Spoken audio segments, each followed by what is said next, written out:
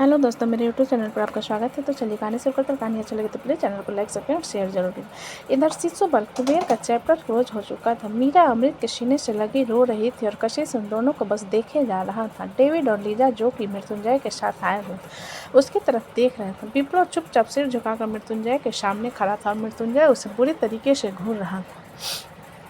मृत्युंजय विप्लव को कॉलर को कसकर पकड़कर उसे 2 इंच जमीन से उठाकर बोला, तुझे कहा था ना मैंने घर में रहना, तो तू यहाँ पर हीरोपंती झाड़ने क्यों आया है? विप्लव बेचारा समूह बनाकर मृत्युंजय की तरफ देख कर बोला, इसमें मेरी कोई गलती नहीं है ब्रो। मैं अपने स्पोर्ट्स बाइक में आया था, जिस कारण मैं जल्दी पहुँच गया और आप लोग तो खटारे गाड़ी में आ रहे थे। तभी रुद्र सुधांशु को अपने कंधे में उठाकर ले आता और मृत्युंजय की तरफ देख कर कहता है, हमारा शाला बेहोश हो गया। मृत्युंजय सुधांशु के हालत पर हैरान होकर बोला, इसे क्या हुआ और ये यहाँ क्या कर रहा है? विप्लव जल्दी से अमृत के पीछे छुप जाता है, जिसे देखते हुए अमृत विप्लव को घूर कर कहता है, सुधांशु ने साफ मना कर दिया था कि वो नहीं आएगा, मतलब तुमने ही कुछ किया है। विप्लव जल्दी से अपना सिर नहीं में हिला कर बोला, मुझ पर इल्ज़ाम मत लगाओ भाई, मैं तो आप लोगों की मदद करने के लिए आ रहा था। तो सिद्धू ने कहा कि वो भी आएगा, तो मैंने मना नहीं किया। कशिश जल्दी से रुद्र के पास आकर बोला, नित्या कहाँ है? चार्ली, जो कि लगातार लीजा को देखे जा रहा था, कशिश की आवाज़ पर उसकी तरफ देखते हुए, यहाँ पर कोई नित्या नहीं है और ना कोई यहाँ पर नृत्य है। कशिश बेहोश पड़े सुधांशु के गाल को थपथपाते, हे सुधांशु, आंखें खोलो, मेरी बहन कहाँ है?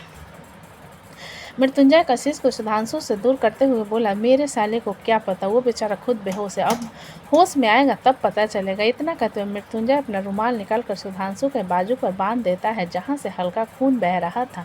रुद्र सुधांशु की हालत को देखते हुए मृत्युंजय से बोला, लगता है साले को अस्पताल ले जाने की ज़रूरत है, वरना हमारी वालियाँ हम लोगों को अस्पताल में भर्ती करवा देंगे। मृत्युंजय रुद्र की बात सुन अपना सिर हिलाकर कशिश से बोला, तुम्हें मीरा पर ध्यान देना चाहिए और खुद को निर्दोष साबित करने पर, और तब तक हम मीरा को लेकर जा रहे हैं, तुम्हारी बहन मिल जाएगी। कशिश मृत्युंजय की बात सुनकर बेहोश पड़े इंद्र के पास जाकर उसके मुंह पर लात मारते हुए, उठ चाचा, और जरा मुझे भी बता, तेरे जैसा हरामी कैसे बन जाता है?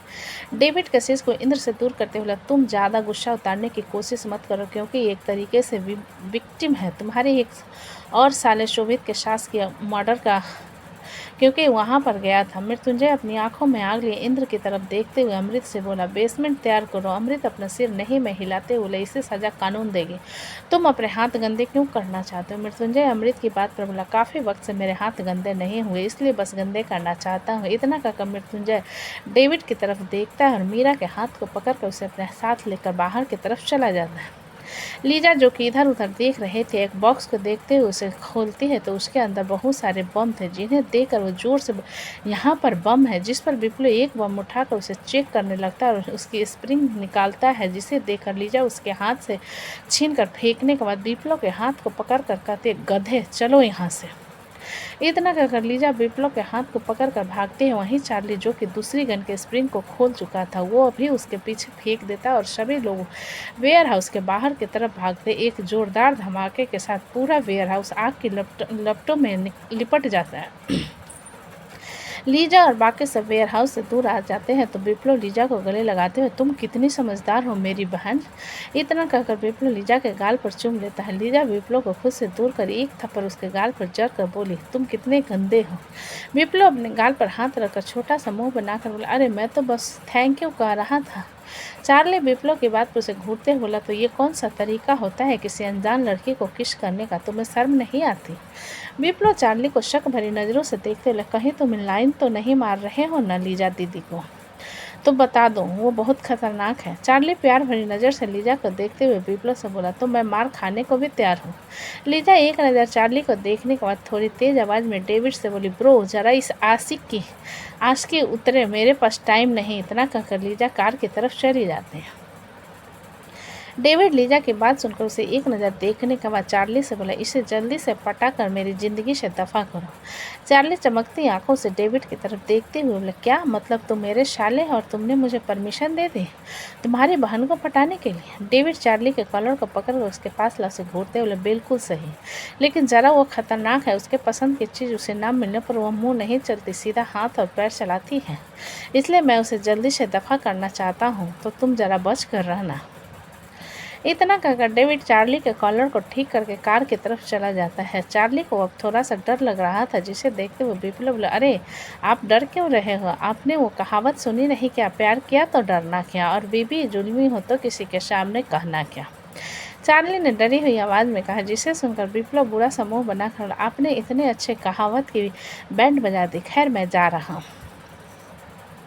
इतना कहकर वो अपनी गाड़ी में बैठकर वहाँ से निकल जाता है। चार्ली इधर उधर देखता है तो सब उसे छोड़कर वहाँ से जा चुके थे, जिसे देखते हुए चार्ली बुदबुदाते हुए, सालों काम के वक्त सबको याद आता हूँ, बाकी वक्त कोई वैल्यू ही नहीं मेरी। इतना कहकर वो अपनी बाइक में बैठकर तेज रफ्तार में विप्लव के पीछे चला जाता। इधर सुबह का वक्त सिटी हॉस्पिटल में सुधांशु को धीरे धीरे होश आता है। उसे अपने बाजू में काफ़ी तेज दर्द हो रहा है। सुधांशु इधर उधर देखता है तो उसके सामने मृत्युंजय आ जाता है, जिसे देखकर सुधांशु थोड़ा घबरा कर अपने सीने पर हाथ रखते हुए, भरी जवानी में मुझे मिनी हार्ट अटैक दिलाकर मारना चाहते हो क्या आप? मृत्युंजय सुधांशु की बात पर अपने दांत पीस कर बोला, हैंडसम हूँ मैं, तुम्हारी तरह शक्ल नहीं है मेरी गिरगिट की कहीं के।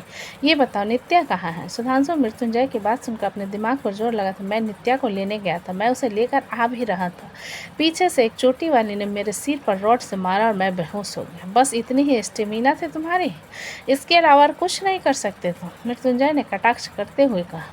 मृत्युंजय की बात सुनकर सुधांशु मृत्युंजय को घूरते बोले, एक तो मैं जान पर खेलकर आपकी फैमिली को बचाने की कोशिश की और आप मुझ पर कटाक्ष कर रहे हो। मैं मर कर देखूं क्या रॉड से आपके सिर पर, मार कर देखूं क्या रॉड से आपके सिर पर, फिर देखता हूँ बेहोश होते या फिर खड़े रहते। मृत्युंजय सुधांशु के इल्जाम पर दांत पीसते हुए, तुम्हें उस बेवकूफ़ विप्लव के साथ आने की क्या ज़रूरत है? तुम्हें चुपचाप स्टडी रूम में रहना चाहिए, लेकिन नहीं, तुम्हें तो गेरिया मारनी है और अब थोड़ी बहुत लग गई तो यहाँ पर रो रहे हो। सुधांशु मृत्युंजय की बात पर गुस्से से बोला, आप एक नंबर के एहसान फरमोश हो, खुद गर्ज आदमी। रुद्र अंदर आते बोले, तुम ये दोनों झगड़ा क्यों हो रहे हो? सुधांशु रुद्र की बात सुनकर उसकी तरफ देखकर बोले, मेरे सारे जीजा एक नंबर के कमीने हैं, उन्हें अपने अलावा कोई नहीं दिखता। सुधांशु के बिफरने पर रुद्र हैरान होकर बोला, मैंने क्या किया? मुझ पर क्यों चिल्ला रहे हो भाई? अपने इस जीजा पर चिल्लाओ। ये कहते हुए रुद्रा मृत्युंजय की तरफ इशारा कर। रुद्र के इशारे पर मृत्युंजय उसे तरेरते हुए बोला, हम दोनों जीजा है ना, तो तुम पार्टी में क्यों बदल रहे हो? अगर मैं अकेले गाली खाऊंगा तो क्या तुम टीवी शो की तरह बैठकर पॉपकॉर्न खाते हुए देखोगे? मृत्युंजय की बात सुन रुद्र उसे घूरते हुए, इसने मुझे पहली बार जीजा कहा है, मुझे तो अंदर से बटरफ्लाई उड़ने वाली फीलिंग आ रही है। तुम हो जिसे दिक्कत है, सुधांशु से, मुझे नहीं। मृत्युंजय रुद्र के कॉलर को कस कर पकड़ उसे अपने पास खींच कर बोला, क्या कहा तुमने? रुद्र मृत्युंजय को खुद दूर करने की कोशिश कर, तुम हर बार मेरी इज्जत पर हाथ क्यों डालते हो? सुधांशु उन दोनों को घूरते हुए चिल्ला कर बोला, आप दोनों निकलो मेरे बाट से, मुझे आप दोनों से बात नहीं करनी। रुद्र और मृत्युंजय एक साथ सुधांशु की तरफ देखकर बोले, हमारे सवाल का जवाब दो। फिर दोनों एक दूसरे को देखकर इग्नोर करके अलग अलग खड़े होकर सुधांशु को देखने लगते हैं। सुधांशु रुद्र मृत्युंजय को देखते हुए कहता है, आप दोनों मुझे दहेज में लेकर नहीं गए हो, जो मैं आपको हर एक काम को करूंगा, मुझे नहीं बताना कुछ। तभी वार्ड का दरवाज़ा खुलता है और ध्रुवी अंदर आती है। ध्रुवी को देखकर सुधांशु मृत्युंजय को घूरने लगता है, जिस पर मृत्युंजय कहता है, मैं खुद जाता हूँ कि तुम ध्रुवी से दूर रहो। मैं क्यों बताने लगा उसे? पक्का उसे चुगलखोरी बापी ने बताया होगा। सुधांशु मृत्युंजय की बात सुनकर उसे घूरने के बाद ध्रुवी से बोला, इधर आओ। ध्रुवी सुधांशु के पास जाकर फिक्रमंद आवाज़ में बोली, तुम ठीक तो हो ना? फिर दोनों एक दूसरे को देखकर इग्नोर करके अलग अलग खड़े होकर सुधांशु को देखने लगे। सुधांशु रुद्र और मृत्युंजय को देखते हुए कहता, आप दोनों मुझे दहेज में लेकर नहीं गए हो, जो मैं आपसे हर एक काम का करूँगा, मुझे नहीं बताना। तभी वार्ड का दरवाज़ा खुलता और ध्रुवी अंदर आती है। ध्रुवी को देखकर सुधांशु मृत्युंजय को घूरने लगता है, जिस पर मृत्युंजय कहता है, मैं खुद चाहता हूँ कि तुम ध्रुवी से दूर रहो। मैं क्यों बताने लगा उसे? पक्का उसे चुगलखोर बापी ने बताया। सुधांशु मृत्युंजय की बात सुनकर उसे घूरने के बाद ध्रुवी से बोला, इधर आओ।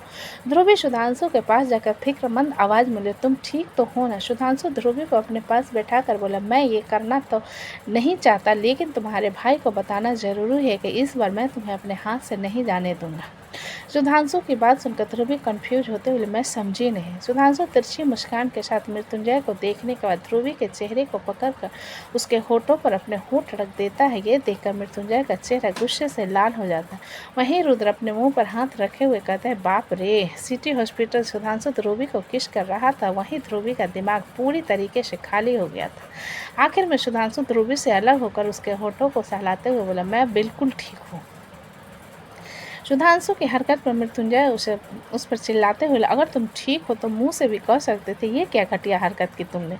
सुधांशु सिर उठाकर मृत्युंजय की तरफ देखते हुए बोला, जीजू ये हमारे जनरेशन का प्यार करने का तरीका है।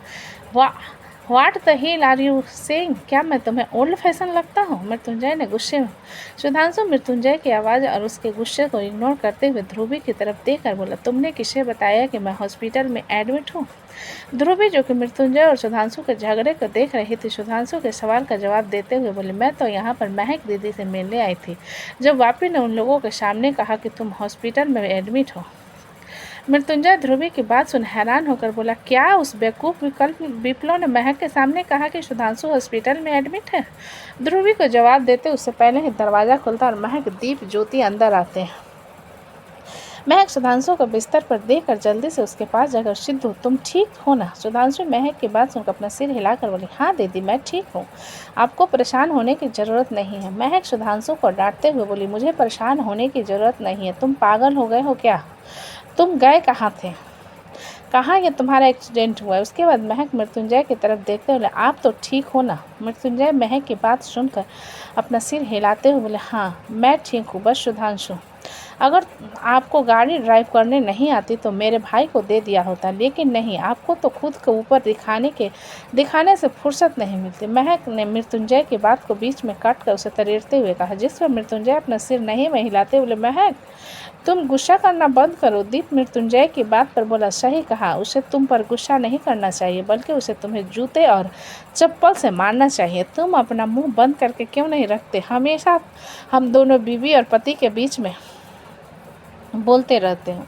मृत्युंजय ने दीप की बात पर गुस्से में कहा। सुधांशु उन दोनों के झगड़े को इग्नोर करते हुए रुद्र की तरफ देखकर बोला, जीजा जी। रुद्र सुधांशु की बात पर जल्दी से बोला, हाँ साले। महक रुद्र की बात पर उसे घूरते हुए बोला, तुम मेरे भाई को गाली दे रहे हो।